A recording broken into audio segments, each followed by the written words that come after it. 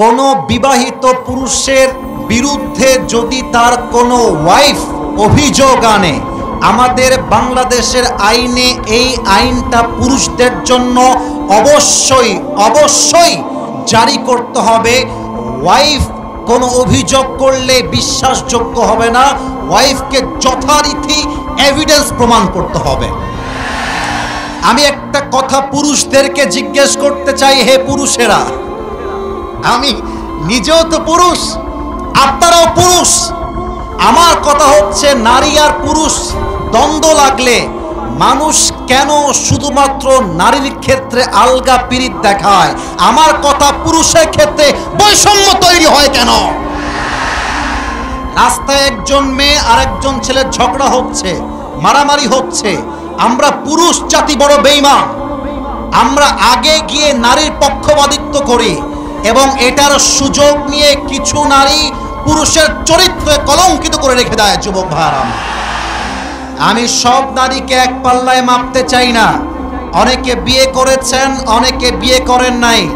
আপনার ওয়াইফ যখন বিয়ের পরে আপনাকে নিয়ে অভিযোগ তুলবে সমাজের চোখে, মেম্বারের সামনে, সোশ্যাল মিডিয়ায়, ফেসবুকে, ইউটিউবে, তখন বুঝবেন ঠেলা কাকে বলে, জ্বালা কাকে বলে।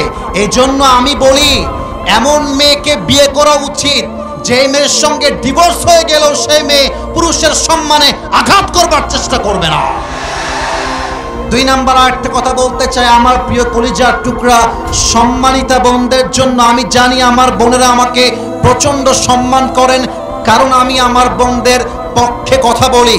আমি আসিফ হুজুর যুবকদেরকে নিয়েও বলি, মা বোনদেরকে নিয়েও বলি, প্রিয় বোন, যখন আপনি নিয়ত করেছেন স্বামীর বিরুদ্ধে অভিযোগ নিয়ে আসবেন সমাজের সামনে, আপনার যে তালাক হবে এটা কপালে লিখে নিয়ে তারপরে মাঠে নামবেন।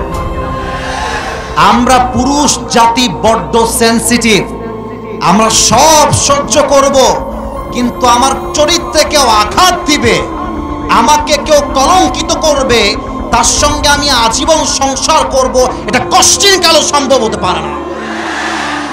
আর একটা কথা বলতে চাই মেয়েদের জন্য, এটা অনেক মেয়েদের গায়ে লাগতে পারে, বাট চাপায়ের মাটিতে বলতে আমি বাধ্য হচ্ছি। মাথায় রাখবেন, ডিভোর্স হইলে পুরুষের কোনো ক্ষতি হয় না, সব ক্ষতি একজন মেয়ের হয়। আপনার জন্য একটা বিয়ে জায়েজ, আপনি আমারে ছাড়বেন, আই ডোন্ট কেয়ার। আপনার জন্য একটা বিয়ে জায়েজ, আমার জন্য 4টা বিয়ে জায়েজ। আপনি আমার সঙ্গে বেঈমানি করে 2 পয়সা ক্ষতি করতে পারবেন না, এবং আপনি একবার কলঙ্কিত হয়ে গেলে আপনার পুরো জীবনটাই প্রশ্নবিদ্ধ হয়ে যাবে। 3 নাম্বার কথা বলে আমি আমার ভূমিকার কথার ইতি টানতে চাই, কারণ আমাকে কোরআন থেকে তাফসীর পেশ করতে হবে। I don't have enough time, আমার কাছে খুব লম্বা চড়া সময় নেই। মুরব্বীদেরকে বলবো, যুবকদেরকে বলবো, এমন বংশের মেয়েকে বিয়ে করবে যেই বংশের মেয়ে তার স্বামীর ইজ্জত কি তা বোঝে। আজকে 80 ভাগ থেকে 90 ভাগ ডিভোর্স হচ্ছে মেয়ে চরিত্রহীন হওয়ার জন্য, টিকটকার হওয়ার জন্য। আমি কি বলবো, দুঃখের কথা, আমার কলিজা ফেটে যায়। ক্লাস 7 এর মেয়ে 8 এর মেয়ে পার্কে গিয়ে প্রেম করে বেড়ায়, ক্লাস 5 এর মেয়ে টিকটকে উলঙ্গভাবে নেচে বেড়ায়। আমার অবাক হয়ে যায় এই কথা বলতে গিয়ে। 18 বছর আগে নাকি বিয়ে করা যাবে না, কিন্তু যেই মেয়েটা 12 বছর বয়সে, 13 বছর বয়সে ইজ্জত দিয়ে বেড়ায়, তার আইনটা কোথায় আপনারা বানাবেন আমাকে বলেন। আমি আমার ওয়াজে স্পষ্ট ভাষায় বলেছি, বিয়ের ক্ষেত্রে আইন চেঞ্জ করতে হবে। 18 বছর নয়, মেয়ের বয়স হয়ে গেলে চরিত্রবান যুবক দেখে বিয়ে দেওয়া লাগবে। আর মেয়েদেরকে বলবো, বিয়ের সময় আসলে কিছু মেয়ে আছে দেখবেন টাকা পাইলে বুইড়া টাকলার সঙ্গে বিয়ের পিড়িতে বসে যায় না। চাপা এরকম মেয়ে তো নাই, আছে আছে আছে। প্রিয় বোনেরা, টাকা দেখে বিয়ে করবেন, টাকা পাবেন, বাড়ি পাবেন, গাড়ি পাবেন, বাট মনের শান্তি বলেও তো একটা কথা আছে। এটা কথা মাথায় রাখবেন। আমার এই কলিজার টুকরা যুবক যারা আজকে এই শিবগঞ্জের মাটিতে এসেছে, ওরা আজকে জিরো হতে পারে, ওরা কালকে হিরো তো হতে পারে। আপনি যে টাকলাকে টাকার জন্য বিয়ে করছেন, আগামীতে এমন একটা দিন আসবে এই যুবকগুলো অফিসের বস হবে, টাকলা তার স্টাফ হয়ে কাজ করবে। वक्त हमेशा एक नहीं होता मेरे दोस्त, वक्त बदलता है, लेकिन वक्त बदलने के लिए खुद को कोशिश करना पड़ता है। समय পরিবর্তনশীল, কালকের জিরো আগামী পরশু কিন্তু হিরো হতে পারে। অতএব আপনি মুরব্বীকে অবহেলা করতে পারবেন, বাট যুবককে আপনি অবহেলা করতে পারবেন না, সে ইতিহাস বদলায় ফেলতে পারে। আল্লাহ মেয়েদেরকে বোঝার তৌফিক দান করে পড়েন সবাই আমিন। আর বাবাদেরকে বলবো, বাবারা মেহেরবানি করে আপনি আপনার ছেলেকে বিয়ে দিয়ে দেন, প্লিজ বিয়েটা দিয়ে দেন। আপনার ছেলে যদি গুনাহে জড়িয়ে যায়, এর প্রত্যেকটা দায়ভার কিয়ামতে আপনাকে বহন করতে হবে।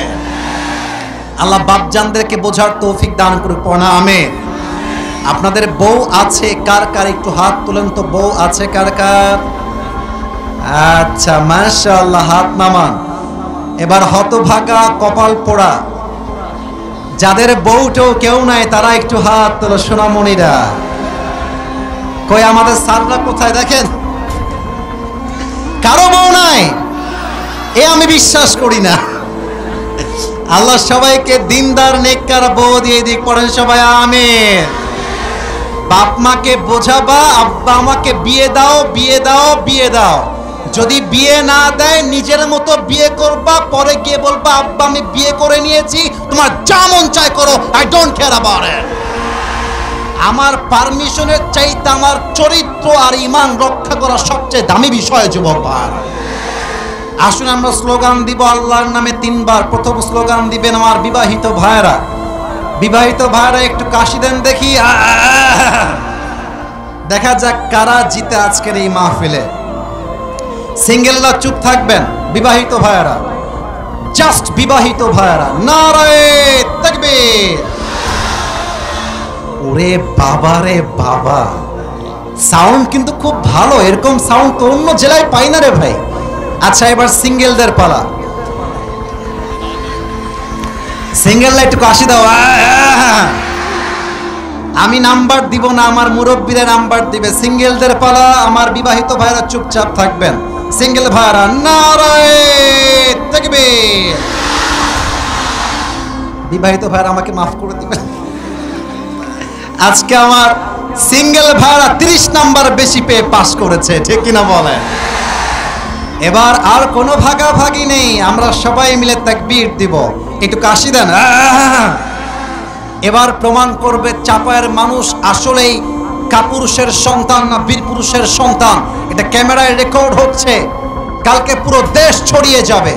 দেখা যাক সাউন্ড কেমন হয়। নারায়ে তাকবীর। আল কোরআনের আলো, আল হাদিসের আলো। কোরআন হাদিস যেখানে, আলেম ওলামা যেখানে, চাপাইবাসী যেখানে। আল্লাহ যেন কবুল করে। পড়েন সবাই আমিন।